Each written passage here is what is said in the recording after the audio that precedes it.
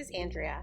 In today's video, I am going to show you how I took our Christmas papers from a couple of years gone by, and I have loved my stash by bringing new life back into them and creating this watermelon layout of my children.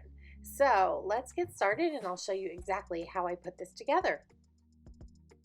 One of my favorite places to get inspiration for a layout comes from our pattern books. This is the Make It From Your Heart Volume 3 pattern book, and I went with pattern number 5 because it suited my photo needs. I had 4 photos of my children eating watermelon many years ago. They're little babies here. And I have matted that with some Calypso cardstock. You might have seen me use that in my Very Sweet layout that I did just a short while ago, and it was still on my desk, so it worked perfectly to mat their photos. Also pulled in our August 2021 Stamp of the Month Tutti Frutti Summer because once again it worked well, and some lime gloss spray. I love our gloss sprays. You just have to be careful where you spray them. So I always pull out one of my close to my heart pizza boxes, I call these, and I'm putting down a piece of white daisy cardstock. I do this because it allows me to tilt the box up a bit, and when I spray, it captures all of the mist that goes everywhere. I am laying both base pages aside, and I'm pulling in some black strips of cardstock along with my stamp set here. I'm flipping to the foamy side of my Versamat because that is best for stamping. Seasoned my stamp. That'll give it a better image by running it along the back of my wrist, and it picks up and holds onto the ink better when you do that. I am just creating a faux chalkboard look here by stamping this white pigment ink onto the black cardstock, and the pigment ink is pretty sticky and will need a moment to dry, and you can see my images are getting darker as I stamp along because the stamp is picking up more ink. So I'm actually going to go back and go over some of these images that I previously stamped, and that is the beauty of these clear acrylic stamps because you can see where you're going back over, and I've been able to touch those up and make them a little bit brighter. I'm going to flip my Versamat back over here, put it on the grid side because I'm going to use that to line up the strips of paper that I'm going to place on my base page here on the left side. So I'm pulling in some of the Holly Jolly cardstock. You can see it's got lots of presents on the back, but I loved the bright green polka dotty pattern, random polka dot pattern here, and I have cut that according to the pattern. I'm laying that down along with a zip strip from the mix-in pack that was from Holly Jolly and Cedar and Pine. It worked with both of those. Now bringing in some cedar and pine strips here, and you can tell that a lot of the Christmas patterns they make great just normal pages. You know, you don't have to be limited by just Christmas when you're looking at our Christmas patterns because generally on the back there's a more subtle and subdued pattern on the back of each of those bolder Christmassy patterns. So they made it perfect for all of the colors in my watermelon.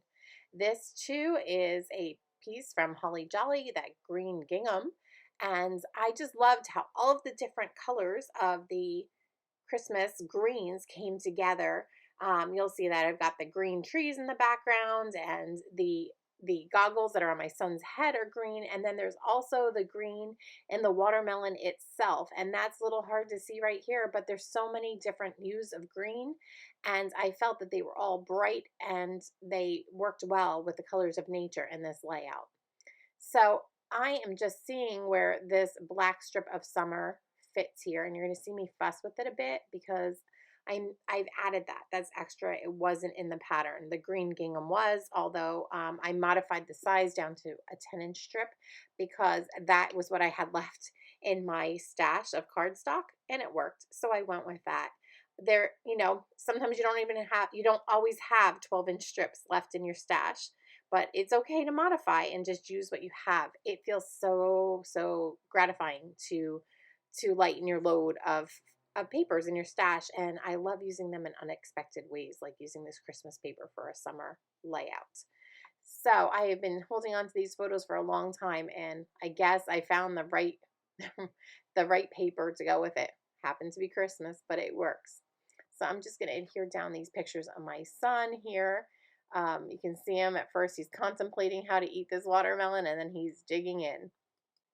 Let's go back to talking about those chalkboard elements here on the layout.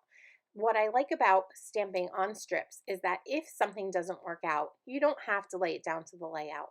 You can just set that piece aside and flip it over or start again. It's not that big of a commitment when you're stamping on a strip of paper. This title is one that is from Miss Kate Cuttables once again, and you may see that I've added some details to this watermelon. I'm pulling in one of our tri-blend markers here, and I am just going to use the medium shade, and I'm going to darken up the edges of the lighter green cardstock here. I believe this was my green apple cardstock. And I am pulling in one of our new white gel pens. And you know how watermelon has that white part between the rind and the actual fruit that you would consume? I wanted to add that here. So I love these little gel pens that we now carry because we will be carrying come September 1st, they just allow me to add the touches of white, and I think that makes the melon look a little more realistic. The title is all cut from our Close to My Heart cardstock, along with some of our black glitter cardstock that I've used on the melon, the word melon, and all of the little seeds. It's a cute little unexpected sparkle on this layout. I've moved my Versamat out of the way, and now I'm just lining up the pages next to each other because some of these layouts will need to line up from the left page to the right page as we move across. So I'm just putting down the vertical strips, and now I'm bringing in the gingham. And you'll see that I'm just gonna mess with that a bit so that it lines up at the top, because I can always cover the bottom part if it's cut a little wider than the one to its left. So I'm just going to put down the remaining photos that I have in this little photo shoot of two of my daughters. And there we go.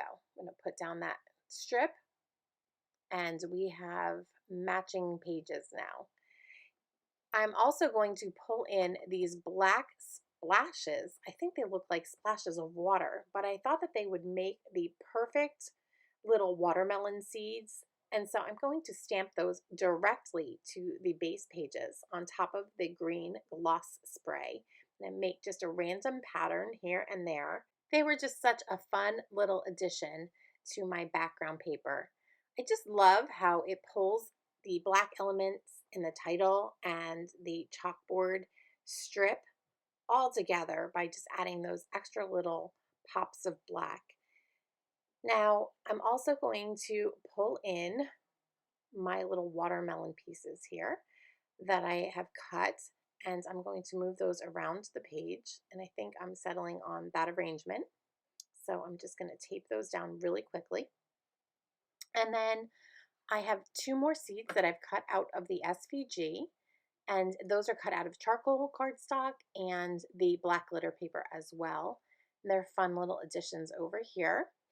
And I'm just setting to work on my embellishment clusters. Here I'm bringing in some Holly Jolly enamel dots. I have a whole package of these, and boy, these colors really work for a watermelon layout. I am just deciding what color would pop the most, so I go with the darker green. And I'm at first adding 3 to each side, but you'll see in the finished layout, you might see that I've added 6 to each side. I just really wanted those enamel dots to pull your eyes from the bottom of the page. They're weighted heavier all the way up the page so that you travel up and your eyes have good flow, across the page here.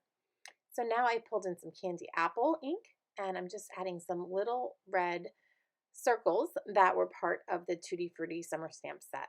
And that finishes off the layout that I am sharing for our August 2021 Creative Design Team Love Your Stash series. I hope that you've enjoyed it enough to consider becoming one of my subscribers, and I thank you for stopping by and watching. Hope you have a very creative day.